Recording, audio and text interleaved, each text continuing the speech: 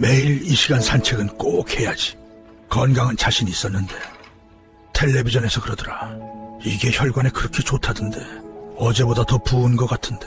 나이 들어서 그런 거겠지. 설마 음식 때문이겠어. 안녕하세요. 건강하고파의 유도영입니다. 영상 시작 전 구독과 좋아요, 알림 설정까지 해주시기 바랍니다. 그리고 댓글에 어느 것이 고민인지 꼭 남겨주세요. 같이 고민해 드리겠습니다. 지금 이 순간에도 견과류를 건강식이라고 믿고 매일 드시고 계신다면 이 영상은 반드시 끝까지 보셔야 합니다. 수많은 환자분들을 만나면서 깨달은 사실이 하나 있습니다. 콩팥은 한번 망가지기 시작하면 되돌리기가 정말 어렵다는 점입니다. 더 큰 문제는 많은 분들이 몸에 좋다고 믿고 드시는 그 견과류가 조용히 신장을 파괴하고 있다는 사실입니다. 혈액 검사 수치가 아직 정상 범위라고 안심하고 계신 분들일수록 더 위험합니다. 왜냐하면 증상이 나타날 때는 이미 콩팥 기능의 절반 이상이 손상된 상태이기 때문입니다. 오늘 제가 지목하는 이 견과류들을 모르고 계속 드신다면 몇 년 뒤 투석이나 이식을 고민해야 하는 전혀 다른 삶을 마주하게 될 수 있습니다. 여러분도 매일 챙겨 드시는 견과류가 있으신가요? 얼마 전 진료실에서 만난 74세 김옥수님 이야기를 꼭 들려드리고 싶습니다. 이분은 동네에서 건강관리를 정말 철저하게 하시기로 소문난 분이셨습니다. 매일 아침 6시면 어김없이 일어나 근처 공원을 1시간씩 걸으셨고 술과 담배는 평생 입에 대지 않으셨죠. 식사도 짜지 않게 드시려고 노력하셨고 특히 건강 프로그램에서 견과류가 혈관과 뇌에 좋다는 이야기를 듣고는 매일 아침 아몬드와 호두를 갈아서 우유에 타서 드셨습니다. 그렇게 2년을 넘게 꾸준히 드셨는데 어느 날부터 이상한 증상들이 나타나기 시작했습니다. 아침에 일어나면 얼굴이 퉁퉁 붓고 특히 눈밑이 심하게 부어올랐습니다. 처음에는 전날 물을 많이 마셔서 그런가 싶어 넘기셨죠. 그런데 며칠 지나도 붓기가 빠지지 않고 오히려 발목까지 붓기 시작했습니다. 양말을 벗으면 자국이 깊게 파이고 한두 시간이 지나도 그대로 남아 있었습니다. 계단을 오를 때마다 숨이 차고 조금만 움직여도 피곤해서 낮잠을 자야 했습니다. 그래도 이분은 그저 나이가 들어서 그런가 보다 하고 참으셨습니다. 주변 친구들도 다 그렇게 산다며 별일 아니라고 하셨거든요. 하지만 어느 날 소변 색깔이 평소보다 많이 진하고 거품이 잔뜩 생기는 걸 보고 불안한 마음에 병원을 찾으셨습니다. 검사 결과는 충격적이었습니다. 신장 기능을 나타내는 사구체 역과율이 정상의 60%도 안 되는 수준까지 떨어져 있었고 소변에서 단백질이 다량 검출됐습니다. 혈액 검사에서는 칼륨 수치가 5.8까지 올라가 있어서 심장에도 위험 신호가 켜진 상태였습니다. 이분은 당황하며 물으셨습니다. 나는 건강하게 살려고 그렇게 노력했는데 대체 뭐가 잘못된 건지 모르겠다고요? 자세히 문진을 하다 보니 원인이 드러났습니다. 매일 드시던 그 견과류가 문제였던 겁니다. 아몬드는 옥살산이 매우 높은 식품인데 이게 신장의 결정을 만들고 조직을 손상시킵니다. 호두 역시 인성분이 많아서 신장 기능이 약해진 상태에서 계속 드시면 혈액 내인 농도가 올라가 뼈와 혈관까지 망가뜨립니다. 게다가 갈아서 드시면 흡수가 빨라져서 부담이 더 커집니다.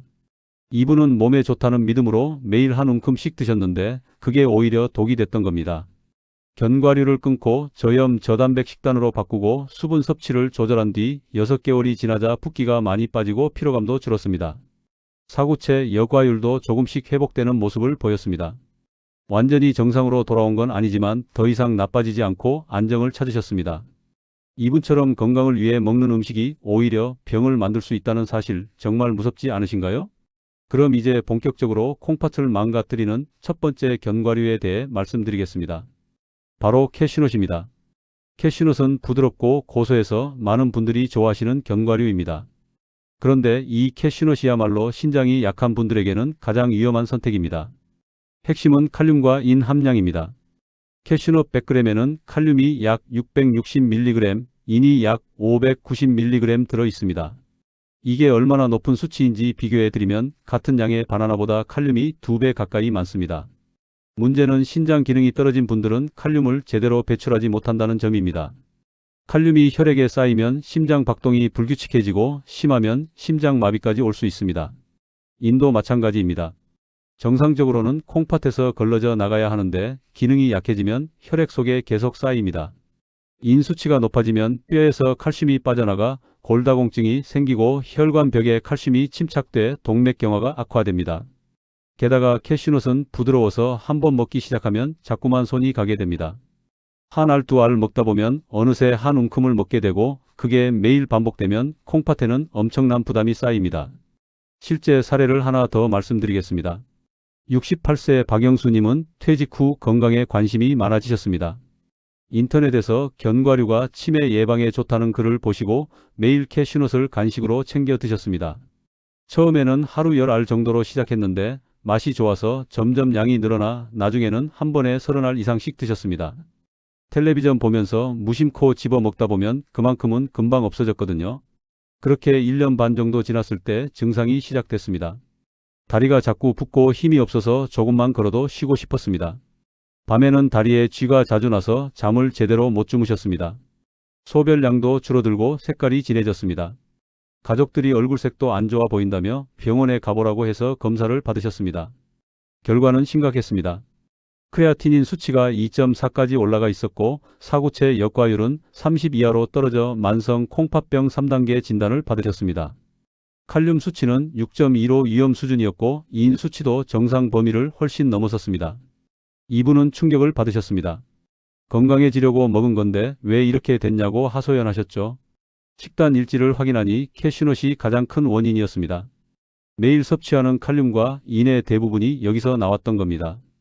즉시 캐슈넛을 끊고 저칼륨 저인 식단으로 전환하셨습니다. 칼륨 흡착제도 복용하기 시작했고 수분 섭취량도 의사 지시에 따라 조절했습니다. 3개월 후 재검사에서 칼륨 수치가 5.1로 내려왔고 인 수치도 안정권에 들어왔습니다. 붓기도 많이 빠지고 기운도 돌아왔습니다. 완치는 아니지만 더 이상 악화되지 않도록 관리할 수 있게 됐습니다. 이분은 지금도 후회하십니다. 진작 알았더라면 이렇게까지 되지 않았을 거라고요. 실천 방법은 명확합니다. 지금 당장 집에 있는 캐슈넛을 치우십시오. 선물로 받았거나 창고에 보관 중이라면 가족에게 주거나 처분하는 게 좋습니다. 조금씩이라도 먹으면 괜찮을 거라는 생각은 위험합니다. 신장 기능이 약해진 상태에서는 소량도 부담이 됩니다. 특히 당뇨나 고혈압이 있는 분들은 더욱 조심해야 합니다. 이런 질환이 있으면 신장 손상 위험이 훨씬 높기 때문입니다. 여러분 집에도 캐슈넛이 있지 않으신가요? 두 번째로 주의해야 할 견과류는 아몬드입니다. 아몬드는 아마 가장 인기 있는 견과류일 겁니다. 편의점에서도 쉽게 구할 수 있고 다이어트 간식으로도 많이 추천됩니다. 하지만 신장 건강 측면에서 보면 아몬드는 매우 위험한 식품입니다. 가장 큰 문제는 옥살산입니다. 아몬드에는 옥살산이 매우 많이 들어 있습니다. 옥살산은 체내에서 칼슘과 결합해 옥살산 칼슘 결정을 만듭니다. 이 결정이 신장에 쌓이면 신장 결석이 생기고 신장 조직을 직접 손상시킵니다. 신장 결석은 극심한 통증을 유발할 뿐 아니라 반복되면 신장 기능을 점점 떨어뜨립니다. 게다가 아몬드에는 인도 많이 들어 있습니다. 100g당 약 480mg의 인이 포함되어 있어서 신장이 약한 분들에게는 큰 부담입니다. 많은 분들이 아몬드를 우유나 두유에 갈아서 마시는데 이렇게 하면 흡수가 더 빠르고 양도 많아져서 위험이 배가 됩니다. 70세 이정혜님의 사례를 말씀드리겠습니다. 이분은 5년 전 건강검진에서 혈당이 약간 높다는 진단을 받으셨습니다. 의사가 체중 관리를 하라고 권유했고 인터넷에서 아몬드가 혈당 조절에 좋다는 정보를 보셨습니다. 그때부터 매일 아침 아몬드 20알씩을 우유에 갈아서 마시기 시작했습니다. 점심과 저녁 사이 출출할 때도 생아몬드를 씹어 드셨습니다. 하루에 총 40알 정도는 드신 셈입니다. 체중은 실제로 조금 줄었고 혈당도 안정됐습니다. 그런데 1년쯤 지났을 때 갑자기 옆구리에 찌르는 듯한 통증이 왔습니다. 처음에는 담에 걸렸나 싶어 파스를 붙이고 넘어가려 했는데 통증이 점점 심해지고 소변에 피가 섞여 나왔습니다. 급히 응급실에 가서 검사를 받으니 신장 결석이 발견됐습니다. 크기가 7mm로 자연 배출이 어려운 수준이었습니다. 체외 충격파 쇠석술을 받아 결석을 부수고 배출시켰습니다. 그런데 문제는 거기서 끝이 아니었습니다. 6개월 뒤 반대쪽 신장에서 또 결석이 생겼습니다. 이번에는 여러 개가 한꺼번에 발견됐습니다. 의료진이 식단을 자세히 물어봤고 아몬드가 주범이라는 결론이 나왔습니다. 매일 섭취하는 옥살산 양이 너무 많았던 겁니다. 결석을 제거하는 과정에서 신장 조직도 일부 손상됐습니다. 신장 기능 검사 결과 사구체 역과율이 정상보다 20% 가까이 낮게 나왔습니다. 의사는 지금부터라도 옥살산이 많은 음식을 철저히 피하고 수분을 충분히 섭취하라고 당부했습니다. 이분은 아몬드를 완전히 끊고 수분 섭취를 하루 2리터 이상으로 늘렸습니다. 시금치나 초콜릿처럼 옥살산이 많은 다른 음식들도 피했습니다. 그 이후로 2년간 결석은 재발하지 않았지만 한 번 손상된 신장 기능은 예전처럼 돌아오지 않았습니다. 지금도 6개월마다 정기검진을 받으며 조심스럽게 관리하고 계십니다. 실천 방법을 알려드리겠습니다. 신장 수치가 조금이라도 불안하거나 과거에 결석이 있었던 분이라면 아몬드는 무조건 피하셔야 합니다. 아몬드 우유나 아몬드 가루도 마찬가지입니다. 오히려 갈아서 먹으면 더 위험합니다. 입자가 작아지면 흡수가 빠르고 양도 많아지기 때문입니다. 견과류를 꼭 드시고 싶다면 아몬드 대신 다른 선택을 하셔야 합니다. 주의하실 점은 가공식품에도 아몬드가 많이 들어간다는 사실입니다. 시리얼이나 에너지바 같은 제품을 살 때 성분표를 꼭 확인하십시오. 여러분도 매일 아몬드를 드시고 계시지는 않으신가요? 세 번째로 경계해야 할 견과류는 피스타치오와 땅콩입니다. 이 두 가지는 칼륨 함량이 매우 높고 대부분 소금에 절여 판매되기 때문에 나트륨까지 과다 섭취하게 됩니다. 피스타치오 100g에는 칼륨이 약 1000mg 넘게 들어 있습니다. 이건 견과류 중에서도 최상위 수준입니다. 땅콩도 100g당 700mg 정도의 칼륨을 함유하고 있습니다. 여기에 소금이 더해지면 나트륨이 추가돼 혈압을 높이고 신장에 이중 부담을 줍니다. 신장 기능이 떨어진 상태에서 칼륨이 쌓이면 심장 박동이 불규칙해지고 심하면 심장마비까지 올 수 있다는 점은 앞서 말씀드렸습니다. 나트륨 과다는 혈압을 올려 신장 혈관을 손상시키고 부종을 악화시킵니다. 문제는 피스타치오와 땅콩은 대부분 술안주나 간식으로 먹게 되는데 이때는 양 조절이 거의 안 된다는 점입니다. 한 알 두 알 먹다 보면 어느새 한 봉지를 비우게 됩니다. 69세 김철수님의 경험을 들려드리겠습니다. 이분은 친구들과 어울리기를 좋아하셨습니다. 일주일에 서너 번은 동네 친구들과 모여 소주 한두 잔씩 드셨습니다. 안주로는 주로 피스타치오나 땅콩을 드셨습니다. 저렴하고 맛도 좋아서 항상 테이블 위에 올랐습니다. 껍질을 까먹는 재미도 있고 이야기하면서 먹으니 양이 얼마나 들어가는지 잘 느껴지지 않았습니다. 그렇게 3년을 보냈는데 건강검진에서 이상 신호가 나타났습니다. 크레아티닌 수치가 1.8로 높게 나왔고 사구체 여과율은 40대까지 떨어져 있었습니다. 혈압도 150에 95로 높았고 부종도 있었습니다. 의사가 신장 기능이 많이 나빠졌다며 식단 관리가 시급하다고 했습니다. 자세한 문진 끝에 술안주로 먹던 피스타치오와 땅콩이 주요 원인으로 지목됐습니다. 일주일에 서너 번 한 봉지씩 먹었으니 칼륨과 나트륨이 엄청나게 쌓였던 겁니다. 게다가 술까지 곁들이니 탈수가 생겨 신장에 더 큰 부담이 됐습니다. 이분은 즉시 술자리를 줄이고 피스타치오와 땅콩을 완전히 끊었습니다. 안주가 필요하면 오이나 당근 같은 채소를 먹었습니다. 혈압약도 복용하기 시작했고 저염 식단을 철저히 지켰습니다. 4개월 후 재검사에서 크레아티닌이 1.5로 조금 내려왔고 혈압도 안정됐습니다. 붓기도 많이 빠졌습니다. 완전히 정상으로 돌아온 건 아니지만 더 악화되는 걸 막을 수 있었습니다. 이분은 지금도 친구들을 만나지만 술은 한 달에 한두 번만 조금씩 마시고 안주는 절대 견과류를 먹지 않습니다. 실천 방법을 정리하겠습니다. 간이 된 피스타치오나 땅콩은 무조건 피하십시오. 무염 제품이라 해도 칼륨 함량 자체가 높기 때문에 신장이 약한 분들에게는 위험합니다. 술안주로 먹는 습관이 있다면 지금 당장 바꾸셔야 합니다. 땅콩버터나 피스타치오 아이스크림처럼 가공된 형태도 마찬가지입니다. 주의하실 점은 외식할 때도 조심해야 한다는 겁니다. 샐러드나 파스타에 견과류가 토핑으로 올라오는 경우가 많습니다. 주문할 때 미리 빼달라고 요청하십시오. 이 중에서 여러분이 가장 자주 드시는 건 무엇인가요? 오늘 이야기의 핵심은 분명합니다. 몸에 좋다는 상식만 믿고 무심코 먹던 견과류가 콩팥에는 치명적인 독이 될 수 있다는 점입니다. 캐슈넛은 칼륨과 인이 너무 많아 심장과 뼈까지 위협합니다. 아몬드는 옥살산이 높아 신장 결석을 만들고 조직을 포개합니다. 피스타치오와 땅콩은 칼륨이 최고 수준이고 소금까지 더해져 이중 타격을 줍니다. 처음에는 그저 얼굴이나 발이 약간 붓는 정도로 시작하지만 방치하면 피로가 쌓이고 호흡이 가빠지고 결국 투석대에 누워야 하는 상황까지 갈 수 있습니다. 잘못 관리하면 삶의 질이 순식간에 무너집니다. 하지만 희망은 있습니다.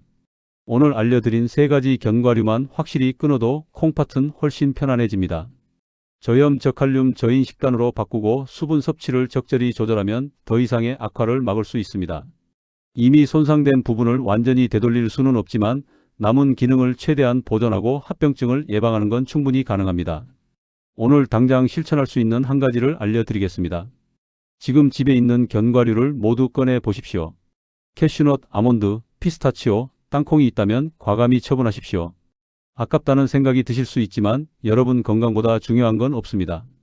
가족이나 이웃에게 나눠주거나 버리십시오. 그 자리에 안전한 간식을 준비하십시오. 오이나 당근 같은 채소, 적은 양의 사과나 배 같은 과일이 좋습니다. 견과류가 당기면 소량의 마카다미아 정도만 드십시오. 마카다미아는 칼륨과 인이 낮아 상대적으로 안전합니다. 하지만 그것도 하루 대여섯 알 이상은 넘기지 마십시오. 물은 하루 1리터 반에서 2리터 정도를 나눠 마시되 의사와 상의해 본인에게 맞는 양을 정하십시오. 너무 많이 마셔도 신장에 부담이 됩니다. 소금은 하루 5g 이하로 줄이십시오. 국이나 찌개 국물은 가능하면 피하고 간장이나 된장도 최소한만 사용하십시오. 단백질도 과하지 않게 드십시오. 고기는 손바닥 크기 한 조각 정도면 충분합니다. 이런 작은 변화들이 모여 콩팥을 지킵니다. 다음 영상에서는 신장 수치가 정상 범위처럼 보여도 절대 안심하면 안 되는 이유와 숨어있는 초기 신호를 놓치지 않는 법을 더 자세히 알려드리겠습니다. 많은 분들이 검사 결과지를 보고 정상이라고 안심하시는데 사실 그 안에 위험 신호가 숨어 있는 경우가 많습니다. 그걸 미리 알아채야 손을 쓸 수 있습니다. 오늘 내용이 도움이 되셨다면 구독과 좋아요 꼭 눌러주시고 댓글로 여러분의 생각이나 경험을 남겨주십시오. 함께 건강을 지켜 나가겠습니다. 감사합니다.